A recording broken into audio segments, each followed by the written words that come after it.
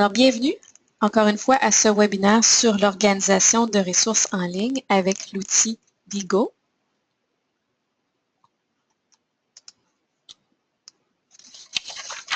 Aujourd'hui, on va d'abord jeter un coup d'œil sur Diigo, sur cet outil-là et sur la façon qu'il fonctionne.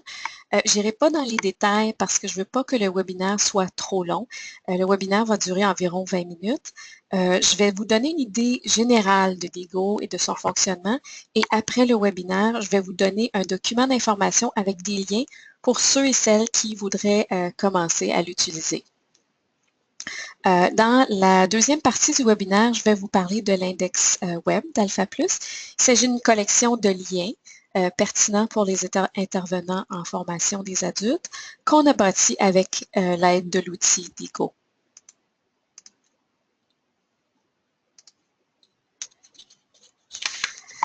Alors, à l'écran, vous pouvez voir l'image d'une bombe d'incendie qui illustre comment on se trouve de nos jours dans un état constant de surcharge d'informations.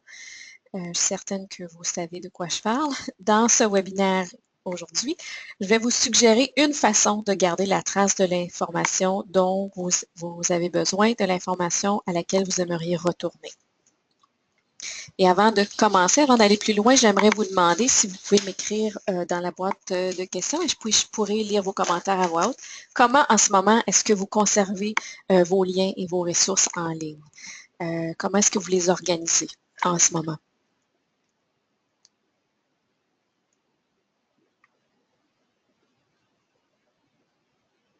Alors, Linda Garand-Dufour nous dit qu'elle utilise les favoris probablement de son navigateur. Linda aussi. Je pense que c'est la façon préférée d'à peu près tout le monde. Pardon. Dans un document Word pour Marie-Hélène, oui, moi aussi je le fais des fois. Je connais beaucoup de gens qui fonctionnent comme ça. Pour chacun de leurs cours, ils ont un document Word dans lequel ils gardent leurs liens. Donc, je vais poursuivre tranquillement.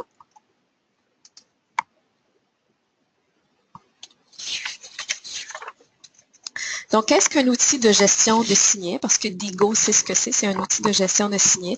Vous avez sûrement entendu parler de ces outils-là et certains sont très populaires comme Pinterest, qui est un outil qui sert à enregistrer des signets basés sur des images. C'est les images qu'on enregistre et puis les images nous dirigent vers un site. Ces outils-là permettent d'enregistrer des liens vers de bons sites et d'accéder à vos liens de n'importe où. Par exemple, si vous enregistrez des liens dans votre navigateur, comme c'est le cas pour plusieurs, et moi aussi je le fais, donc vous pouvez peut-être l'enregistrer dans Firefox si c'est ce que vous utilisez, ou encore Microsoft Edge ou Explorer si c'est ce que vous utilisez. Donc, vous pourrez seulement accéder à vos liens lorsque vous vous trouvez devant le même ordinateur et le même navigateur. Si vous êtes au travail, vous enregistrez vos liens, une fois à la maison, vous n'avez plus accès à vos liens. Un outil de gestion de signets vous permet d'accéder à vos liens de n'importe où et à partir de n'importe quel appareil, même une tablette ou un téléphone intelligent. Donc, un accès facile est l'avantage principal d'un outil de gestion de signets. Une autre caractéristique qui les rend très utiles et qui vous permet d'organiser vos liens pour les retrouver plus facilement. Et ça, c'est fait avec l'aide de mots-clés.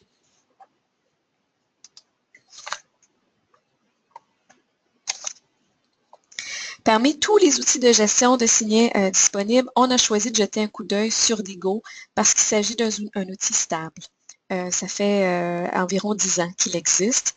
Il offre des fonctions intéressantes gratuitement avec un abonnement gratuit, puis il offre aussi des fonctions avancées avec un abonnement payant. Aussi, on a créé notre propre collection de liens avec Diigo que vous pourrez utiliser pour alimenter votre collection si dans notre collection, il y a des liens qui vous intéressent. Juste un mot sur l'interface de Diigo. Elle est offerte uniquement en anglais, malheureusement, mais elle est quand même assez simple, comme vous allez le voir dans les prochaines diapos.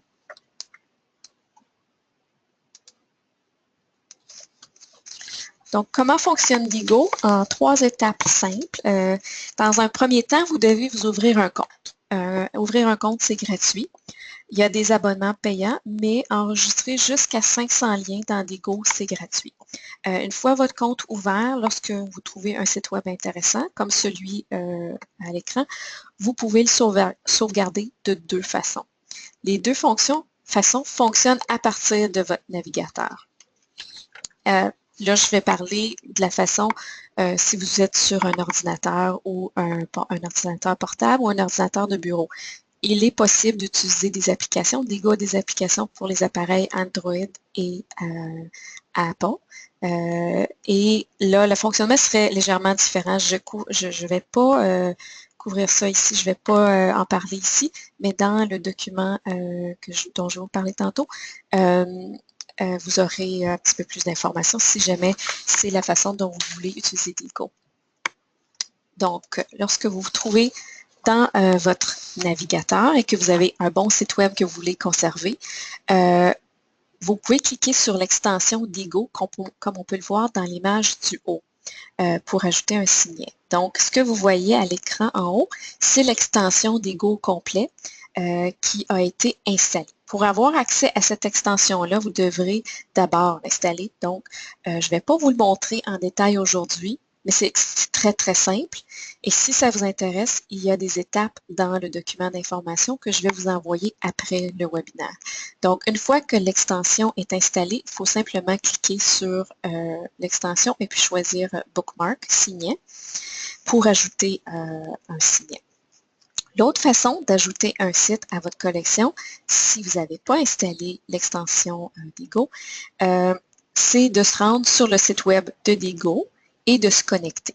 Une fois connecté, vous devez simplement cliquer sur le signe plus, comme vous pouvez le voir à l'écran dans l'image du bas, et ensuite copier l'adresse du site qui vous intéresse pour pouvoir l'enregistrer dans Diigo. Donc, ces deux façons-là sont différentes et la première est plus simple. Quoique la deuxième n'est pas très longue non plus. Les deux façons amènent la même étape finale, qui est celle où on ajoute l'information qui nous est pertinente.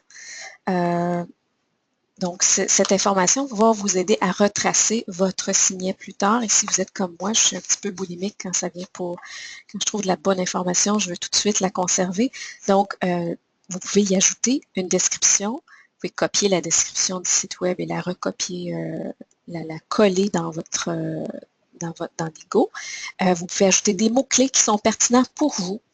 Et je recommande fortement les mots-clés parce que plus tard, ça va vous aider à récupérer une liste de signets sur un même sujet. Vous pouvez aussi décider de faire de ce lien-là que vous ajoutez un lien privé. Donc, ça veut dire que si vous partagez votre collection avec quelqu'un, cette personne ne pourra pas voir vos liens privés. Seulement vous pourrez les voir, vos liens privés, lorsque vous êtes connecté. Donc, ce qui est sous-entendu ici, c'est que vous pouvez partager votre collection Diigo avec d'autres personnes. Seulement les liens publics pourront être visibles à ces autres personnes-là si vous partagez votre collection. Ce que vous pouvez faire aussi à l'écran, c'est cocher la case Unread, c'est-à-dire que vous n'avez pas encore lu le document, vous l'avez simplement ajouté. Donc, vous cochez cette case-là et de cette façon-là, Diigo vous crée une liste de signets auxquels vous pouvez revenir plus tard quand vous avez le temps de faire vos lectures. Ensuite, rapidement, l'option Upload Cache, c'est-à-dire télécharger la mémoire cache, est seulement disponible avec un abonnement payant. Ça veut dire que Diigo va conserver un instantané, une capture de la page pour que vous puissiez y avoir accès, même si la page disparaît du web. Alors, ça peut être intéressant pour les gens qui font de la recherche à long terme d'avoir cette option-là parce qu'on sait que l'information sur le web disparaît assez souvent. La dernière option, TwitterDisk, c'est simplement, vous pouvez cocher cette case si vous avez un compte Twitter et automatiquement, le lien que vous avez ajusté va être envoyé à votre compte. Oui, Linda m'a posé une question. Je m'excuse, Linda, je ne l'ai pas vu plus tôt. Est-ce que Diigo est disponible en français? Diigo, l'interface n'est pas disponible en français et j'ai fouillé. J'ai fouillé beaucoup parce que je me disais qu'un outil comme celui-là, qui existe depuis longtemps, devrait avoir une interface dans une autre langue, mais non, il n'existe pas dans une autre langue. Quoique, une fois qu'on a commencé à l'utiliser, nos liens, toute notre information, on peut l'écrire en français, notre description, nos mots-clés. C'est simplement le début, savoir où cliquer au départ, qui peut être un petit peu plus difficile avec l'anglais. Mais je dois dire que l'interface est assez simple, surtout si on l'utilise avec les fonctions de base.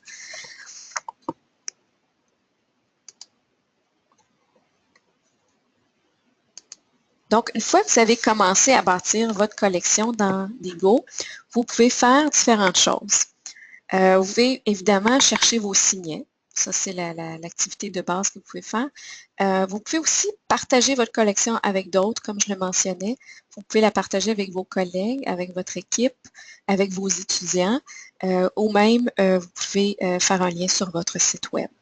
Vous pouvez aussi vous connecter à d'autres utilisateurs dans Digo par l'entremise des groupes parce que c'est possible de créer des groupes et je vais y revenir un petit peu plus tard. Donc là, maintenant, ce que je vais faire la démonstration de chacune de ces activités-là avec notre collection de liens dans Digo qu'on appelle l'index web d'Alpha+. Donc, on va y jeter un coup d'œil et en même temps, on va voir les différentes choses qu'on peut faire. Marie-Hélène a une question. Très bonne question. Si l'adresse de la page change, est-ce que Digo s'occupe de changer l'adresse? Non.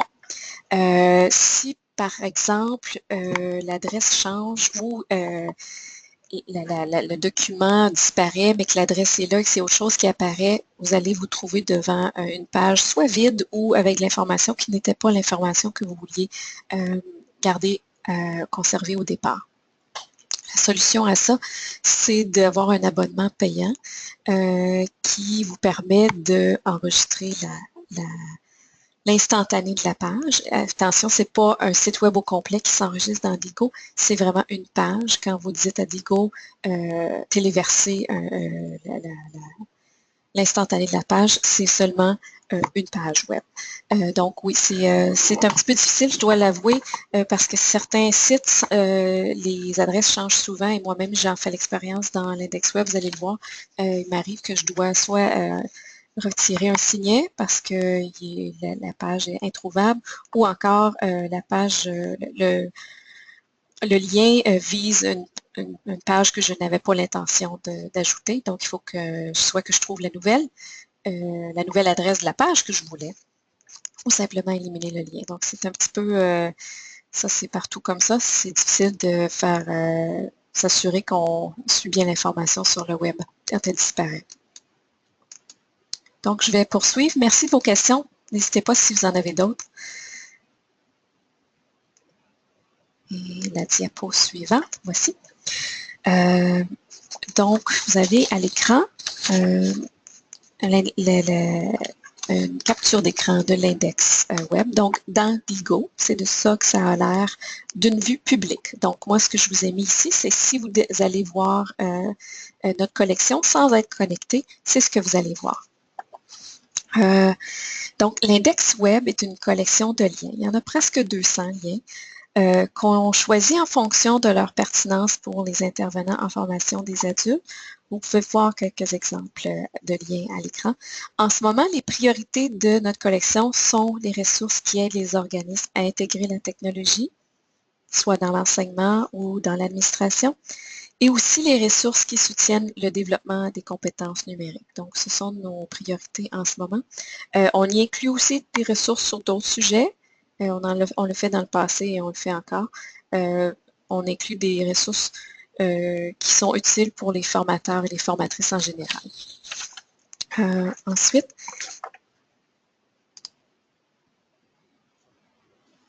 sur la diapo que vous voyez à l'écran, il y a d'autres exemples de liens qu'on peut trouver dans l'index. Ceux que vous voyez à l'écran portent sur la sécurité en ligne. Certaines ressources dans l'index vont intéresser les formateurs et les formatrices, alors que d'autres seront plus intéressantes pour les apprenants, visent plus précisément les apprenants. Naviguer l'index permet de découvrir de l'information qui a déjà été validée.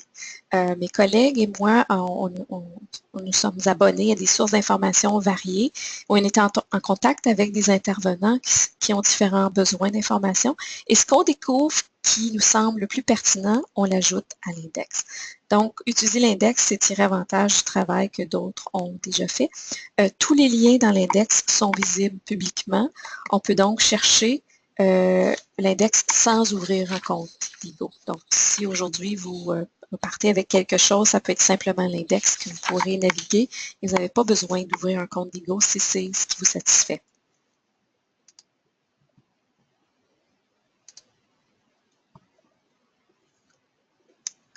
Donc, pour chercher l'index, si ça vous intéresse, et pour chercher votre collection aussi plus tard, si vous décidez d'ouvrir un compte et d'y bâtir une collection, c'est très simple. Il faut simplement entrer des mots-clés dans la boîte de recherche, dans le champ de recherche. Les titres, les descriptions et les mots-clés de la collection vont être cherchés. Donc, vous allez avoir un bon nombre de sites qui vont apparaître. Vous pouvez aussi cliquer sur un mot-clé pour voir tous les sites qui y sont associés. Donc, dans ce cas-ci, si vous cliquez sur technologie d'aide que j'ai encerclé, vous allez avoir tous les sites qui sont dans l'index qui portent sur le sujet des technologies d'aide.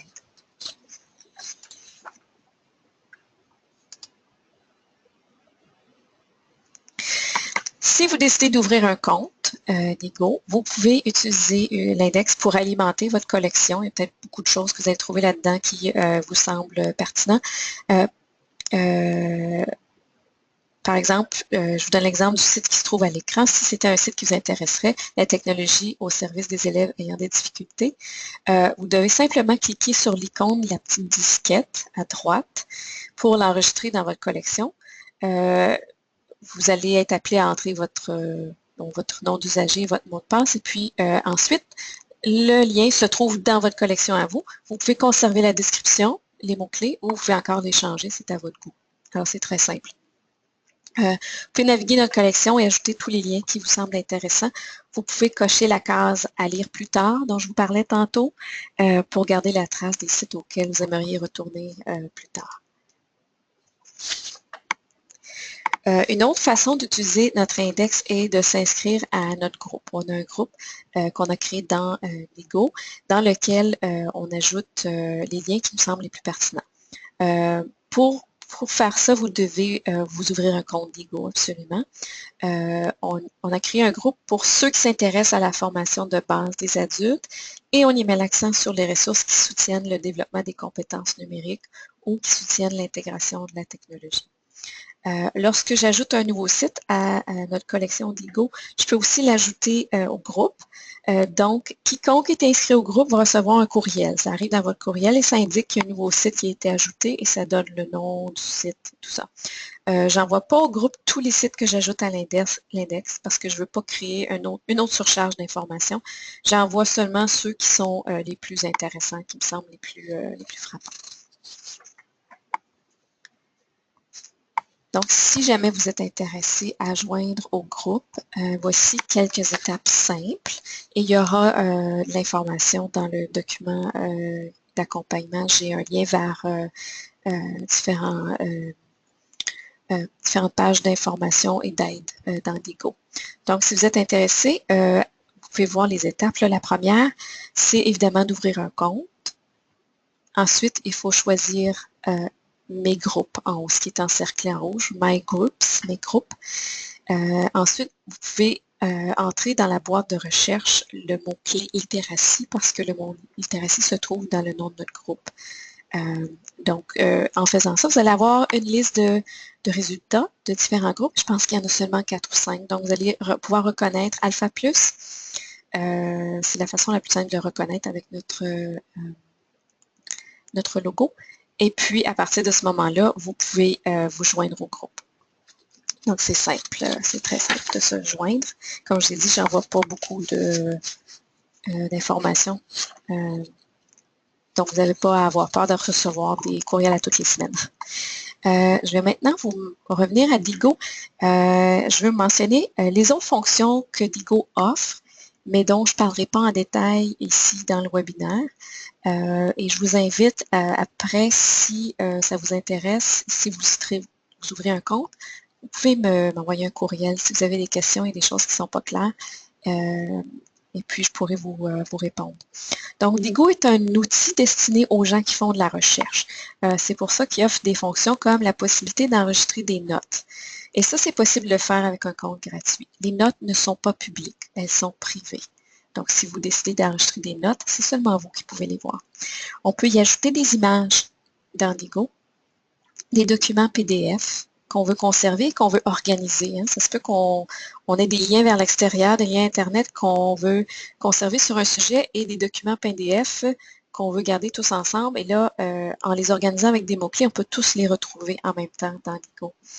Il y a la possibilité de surligner du texte sur une page web. Et ça, c'est intéressant. Avec un compte gratuit, on peut le faire de façon limitée, c'est simplement pour en faire l'essai. Mais lorsqu'on visite la page, à partir de notre compte Diigo, tout ce qui était surligné apparaît, reste visible. Donc, c'est assez génial comme fonction. On peut aussi, comme je vous l'ai mentionné tantôt, être en mesure d'archiver le contenu d'une page. Donc, prendre une capture, une instantanée d'une page web qu'on veut conserver pour plus tard, si on a peur que l'information disparaisse. Pardon. Les pages schématiques, ce qui s'appelle, ou les pages structurées, qui s'appelle Outliners dans Diigo, sont un outil intéressant qui permet de créer des pages de texte structurées et on peut en faire quelques-unes avec un compte gratuit. Vous pouvez y organiser des signets, vous pouvez y organiser vos notes avec les signets et y donner une structure hiérarchique. Vous pouvez y ajouter des commentaires. C'est un peu comme une page de traitement de texte simple. Et puis là, à la fin, lorsqu'on a structuré notre information, on peut partager cette page-là avec d'autres. Donc, ça peut être aussi une fonction intéressante. Les fonctions disponibles dans Diigo avec un compte gratuit sont un nombre limité de signets, comme je l'ai mentionné, 500 signets, un nombre limite de notes. Il y a un nombre limite de 100 notes qu'on peut, c'est quand même pas si mal. On peut créer 100 notes dans notre compte Diigo. Vous pouvez aussi importer vos signets de votre navigateur ou encore d'un autre service comme Diigo, si jamais vous voulez faire le transfert. Il y aura aussi un lien pour la façon de procéder pour importer vos signets dans votre navigateur. Je veux dire, les signets de votre navigateur dans Diigo. À ce moment-là, c'est peut-être une façon de l'essayer. Vous pouvez suivre les étapes qui sont très simples et puis vous ouvrir un compte gratuit et ajouter vos signets dans Diigo. L'étape qui se restera à faire, ce sera d'ajouter des mots-clés parce que ça ne se fait pas automatiquement.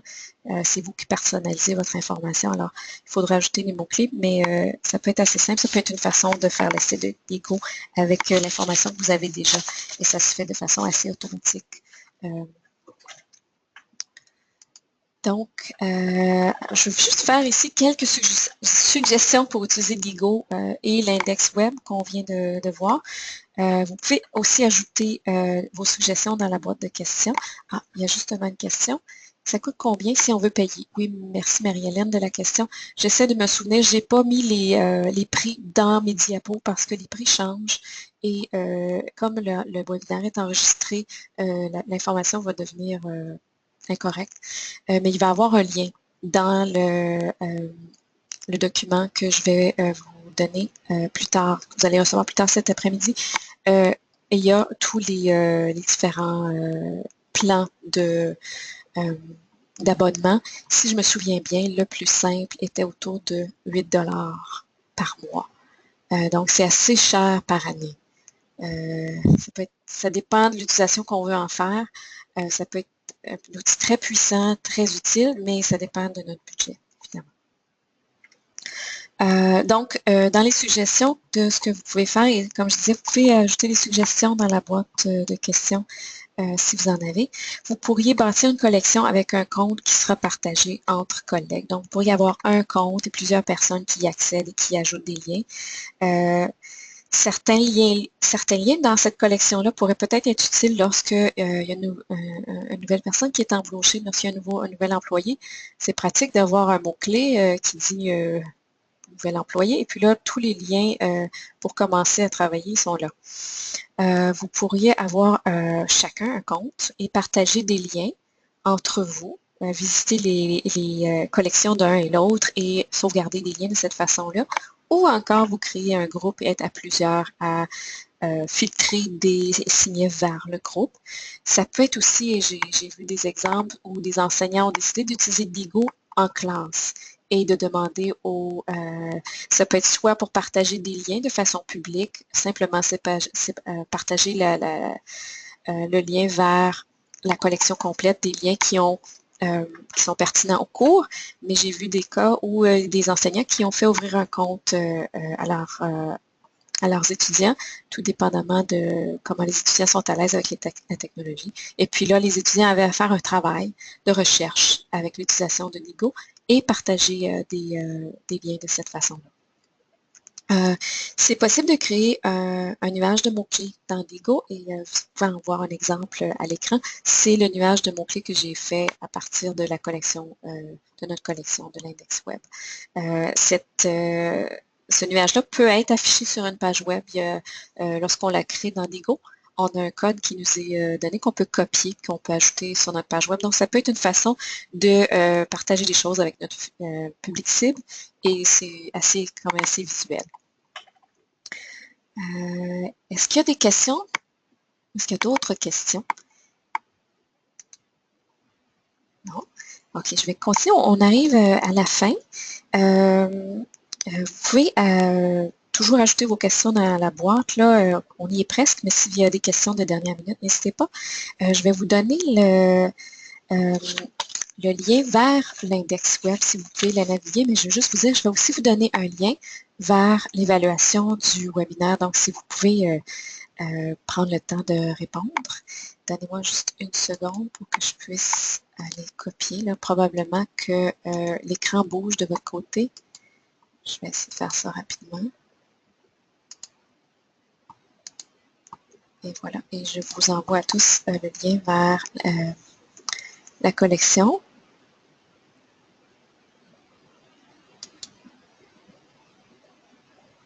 Et puis, donc, je suis consciente que j'ai donné beaucoup d'informations en peu de temps aujourd'hui. C'est pour ça que je vais vous faire parvenir un document avec des liens, de l'information que vous pourrez utiliser si vous décidez d'explorer Digo. Et comme j'ai mentionné, si vous avez des questions, vous pouvez toujours m'envoyer un courriel, ça va me faire plaisir de vous aider. Et puis, je vais vous donner aussi le lien vers l'évaluation. En fait, non, je ne vais pas vous le donner ici. Ce que je vais faire... Oui, non, je vais vous le donner ici.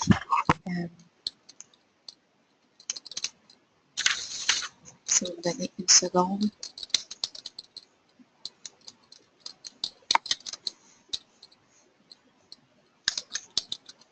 Voilà, vous allez avoir accès à l'évaluation. Si vous pouvez prendre 2 minutes pour remplir le formulaire d'évaluation, ça nous est très utile. Alors, s'il n'y a pas d'autres questions, c'est ici que prend fin le webinaire. Je vous remercie d'avoir participé.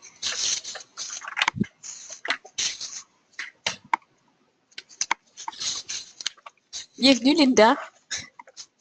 On s'en reparlera.